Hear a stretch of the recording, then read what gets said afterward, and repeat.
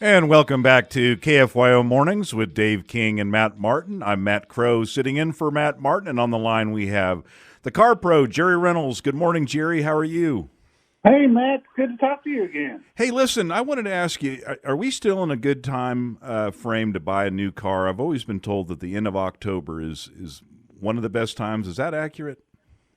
Well, typically December is a better month, the best month of the year, because the incentives spike in December as all the automakers try to finish out the year on a high note.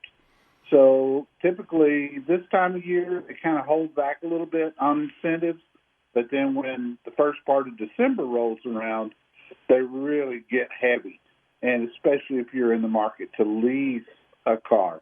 Lease specials get huge in December. Okay, I'm straight now on that one. All right. That's all right. It's not like it's a bad time. Mm-hmm. I just think December will be better, especially this year. Now, what are you wheeling this week, Jerry? I have got a 2021 Cadillac XT6. This is a three-row mid-sized SUV. Cadillac found itself with a hole in its lineup. They had the XT5, which is a five-passenger SUV, and then you went all the way to the Escalade, which is huge and very expensive. Most of the Escalades now are in six figures. So they came up with this vehicle, the XT6. It's got a really roomy third-row seat, which you wouldn't think by looking at the outside. It doesn't look like it would be big enough to actually accommodate three rows of seating, but boy, somehow they pulled it off. And it's a typical Cadillac. It's fully loaded. It's got a big panoramic moonroof.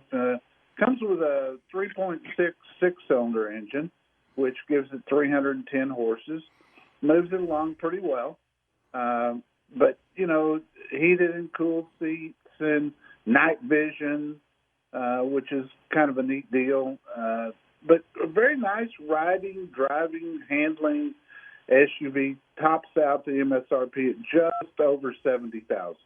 You mentioned that obviously a luxury vehicle. Last week I visited my kids, and they live near Sarasota in the Tampa area. I see just dozens of high-end luxury cars in Sarasota, Naples, and Venice, Bugattis and Rolls-Royces. Is Florida, just kind of a point of information, is Florida one of the highest consumers of luxury cars? Is it Texas? Is it California? Because in Florida it seems like every other car is a Maserati out there. Yeah, boy, I tell you, they really buy the luxury cars in Florida.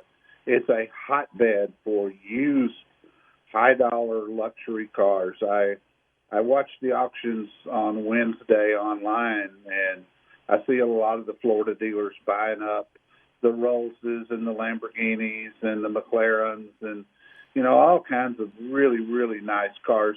I would put Florida ahead of California. I mean, there's pockets of California where exotic cars are very popular, especially around Hollywood. But I think overall there's probably more luxury registrations in Florida than anywhere in the country. Let's talk a little bit about go ahead, Dave.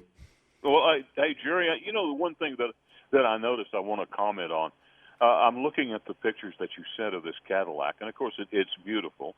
But, you know, what strikes me, Jerry, how many cars, if you just, the only way you'd recognize its brand is by the logo on it. I mean, it looks like that the automakers have come up with one copy, and everybody just repeats that copy. And of course, they make some frill changes here and there, and the grille is a little different, but it's basically the same SUV that everybody makes, is it not?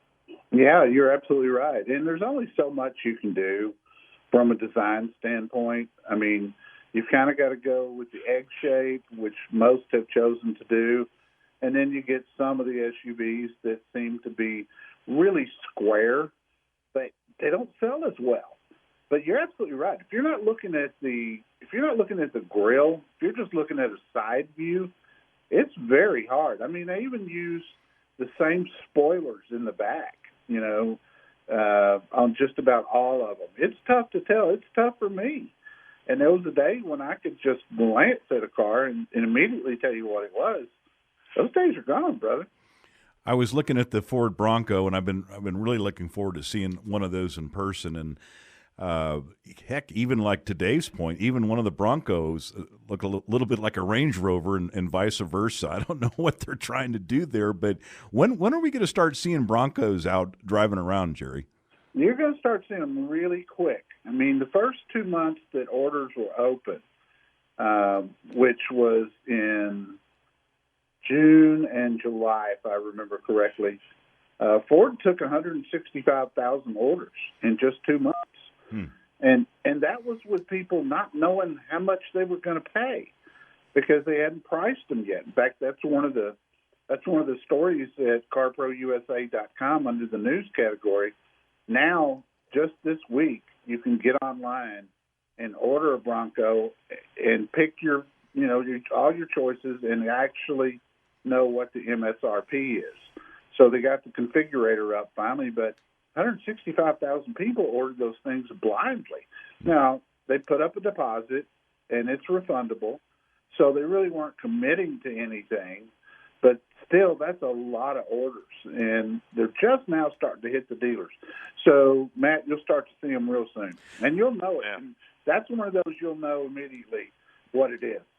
Well, Jerry, so good to talk to you as we do every Thursday morning about 7:35. What's on CarProUSA.com? Yeah, a couple of things happening this weekend.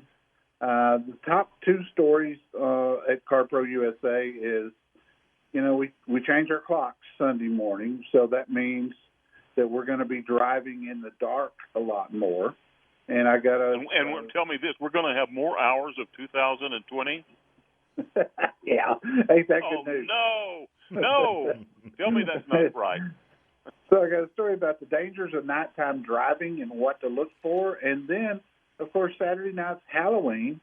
So I've got a story about what to do if your car gets egged. And I don't think that happens a lot anymore, but it does still happen. And if it's going to happen, it's probably going to be Saturday night. And it's very important that you take the proper steps to get that off your car. Otherwise, you're going to ruin your paint. Yeah. Wow, I haven't thought about that in a long time. Throwing it, not that I ever did it. Understand? I never did that. Oh no, I know. No, that's destructive. I didn't either. But I tell you what, it happened to me about 5 or 6 years ago. I had my personal car in the driveway. It was a Cadillac Escalade, and it got egged all down one side, and that's what prompted me to write this article. Wow. Well, Jerry, we got to run. We do want to remind everyone that the Car Pro Jerry Reynolds is on this radio station, KFYO 95.1 FM and 790 AM, every Saturday from 11 to 2. To 1. Is that right? To 1, yeah. 11 to 1. 11 to 1. Yep. 11 to 1 Saturdays right here on this station. Matt, it's good talking to you again. Good talking to you. Have fun in that Cadillac. We'll be right back after this. Thank you.